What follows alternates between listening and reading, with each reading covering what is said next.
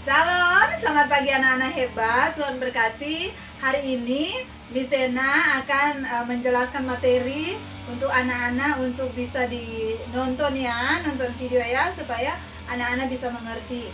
Oke, hari ini pembelajaran anak-anak sudah ada di subtema 2. Subtema 2 ya, tema C ya, buku tema C. Sudah masuk di tema 3. Nah, anak-anak lihat di sini. Di sini berbicara tentang tugas sehari-hari di sekolah.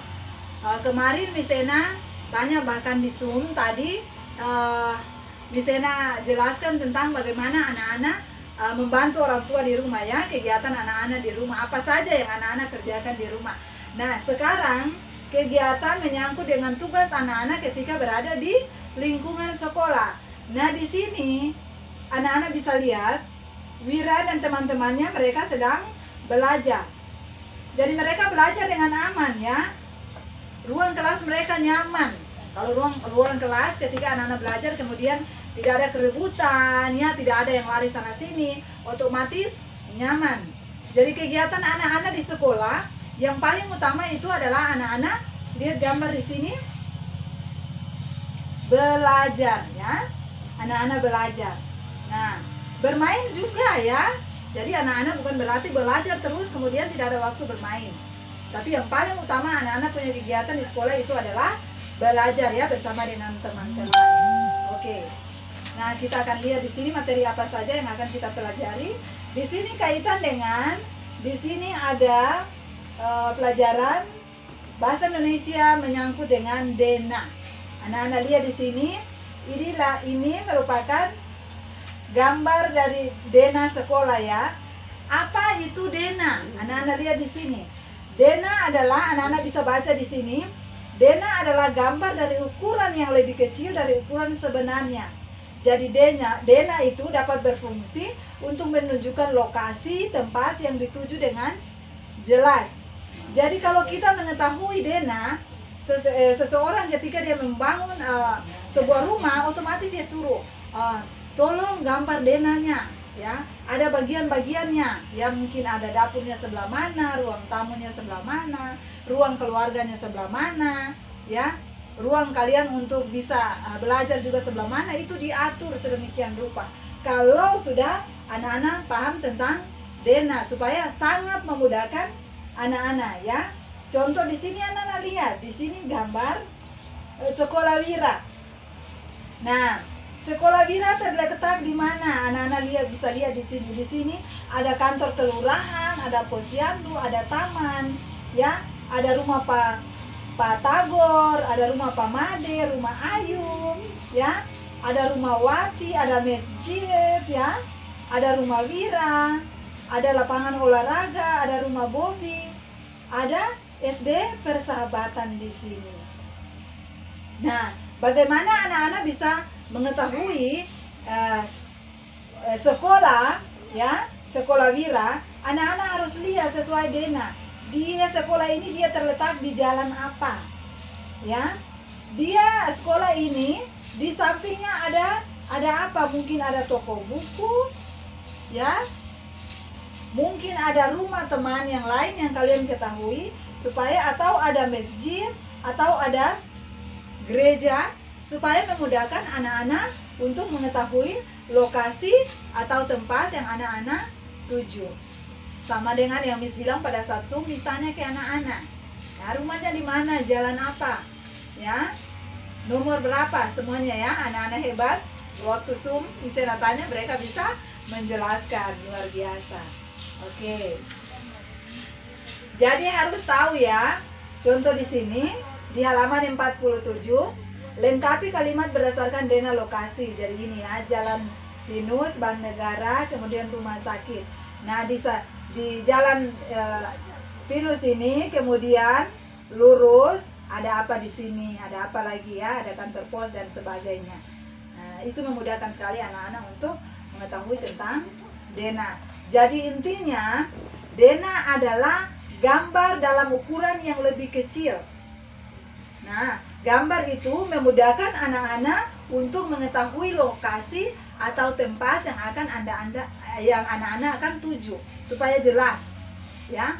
Jangan sudah ke sana kemudian bilang, oh rumahnya di jalan sebelah sana, balik lagi, kan capek ya.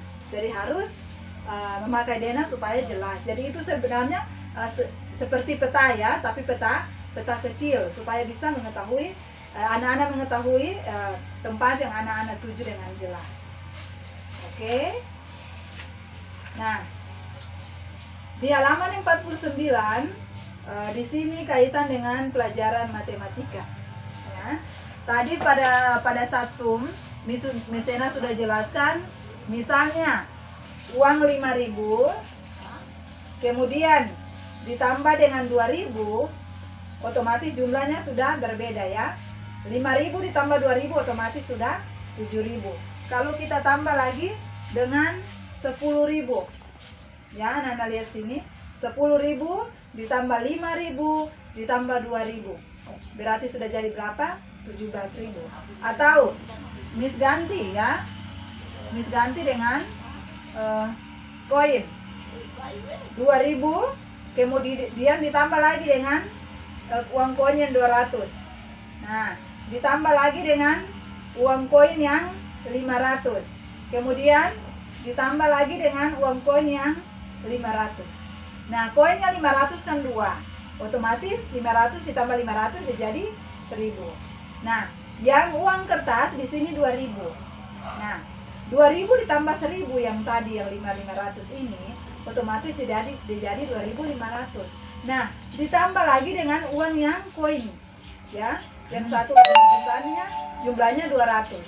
Berarti jumlah dari keseluruhan uang ini adalah 2.000 ditambah 500 ditambah 500 ditambah 200 sama dengan 3.200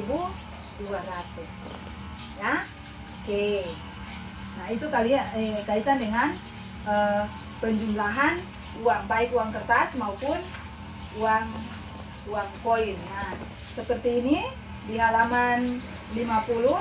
Di sini misalnya 2.000 tambah 2.000. Kemudian di sini ada koinnya, ini uang kertas di atas, bawahnya koin. Jadi misalnya 500 ditambah 100. Nilai keseluruhan ini semuanya berapa ya? Anak-anak bisa tulis di sini. Oke. Nah, di halaman 51 ini kaitan dengan pembelajaran SBDP atau SBK. Nanti kita praktik ya pada saat Zoom. Di halaman 54 di sini kaitan dengan pembelajaran PKN ya. Sikap yang sesuai dengan sila kedua Pancasila. Ya, sila kedua Pancasila, sikap yang sesuai, dan sini ada sikap yang tidak sesuai. Jadi beberapa kali misalnya sudah bilang di anak-anak waktu di pembelajaran tema 1, tema 2, bahkan tema 3 ini selalu saja ada inti pengamalan sila-sila dari Pancasila yang harus anak-anak lakukan ya dalam kehidupan anak-anak sehari-hari. Nah, oke. Kita lihat lagi di halaman 56. Di halaman 56 di sini anak-anak menyalin menggunakan huruf tegap bersambung. Contoh, aku hidup rukun dengan teman di sekolah. Anak-anak tinggal ikut kalimat yang di atas, anak-anak tulis kembali di bawah, tapi pakai huruf tegap bersambung. Ya. Nah, di halaman 57 di sini, sini berbicara tentang bagaimana anak-anak menabung di bank, ya. Jadi menabung itu berarti menyisihkan uang. Jadi Miss kasih contoh. Mama kasih kalian, misalnya menyisihkan uang, Mama kasih kalian uang dari rumah untuk uang jajan, misalnya 10.000, 5.000 uang. Anak-anak bisa sisihkan atau simpan yang 5.000, ditabung, 5.000-nya dibuat jajan. Nah, anak-anak harus belajar menabung sejak dini. Ya, anak-anak harus belajar menabung sejak dini. Tidak bisa hidup boros. Anak-anak lihat di sini. Nah, ini anak-anak mereka sedang mau naik mobil ya, bis, untuk mereka mau pergi ke bank. Jadi anak-anak siap untuk mereka mau menabung, ya. Kalau kita rajin menabung, masa depan kita itu akan baik. Karena kalau orang boros, orang tidak tahu menabung, dia suka boros, nanti tiba-tiba dia perlu sesuatu, tidak ada uang, dia mau ambil dari mana? Kan sama dengan mama papa juga di rumah. Yang pasti mama papa juga punya tabungan untuk anak-anak. Ya, mulai dari anak-anak masih SD, kalian masih SD, itu pasti mama papa sudah punya tabungan untuk kalian. Menyisihkan, ya, walaupun mama papa punya tanggung jawab yang besar buat anak-anak, ya, menyekolahkan anak-anak, harus bayar SPP, ya, harus beli makanan, harus bayar air, bayar listrik, atau bayar kakak-kakak kalian yang sudah kuliah, mereka punya uang sekolah banyak sekali. Tapi orang tua masih bisa menyisihkan uang untuk kalian. Jadi anak-anak harus belajar menabung dari sekarang, sejak dini, ya. Kalau sudah belajar menabung, nanti ke depan kalian akan menjadi anak-anak yang luar biasa, anak-anak yang hebat.